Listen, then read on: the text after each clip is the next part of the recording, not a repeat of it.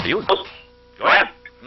Yes, Julius, na tupok ng apoy ang isang pampaserong bus habang binabiyahe o binabagtas ang northbound lane ng Coastal Road at yung Cavite. Sakop ito ng Las Piñas City kaninang mag-aalas 7 ng umaga.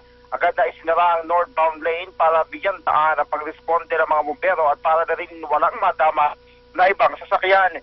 Sinubukan pang gamitan ng fire extinguisher ang nagsisimula pa lamang na lumaking apoy pero hindi na kinaya pa at tuloy nang natupok ang stowaway bus.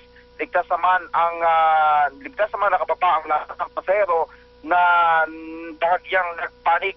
Ayon kay Pablito Centeno, security guard ng katapat ng establishmento, nakarinig na lamang sila ng pagputok at paghinto ng naturang bus ay nakita na lamang nila na umaapoy na ang gulong sa kanang ulihan.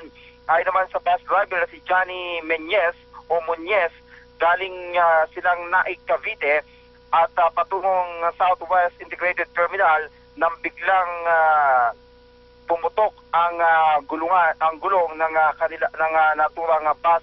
Pinag-aaralan naman ng pamunuan ng Cavitex kung kakasuhan ang driver ng naturang bus dahil sa pinsalang idinulot sa kalsada.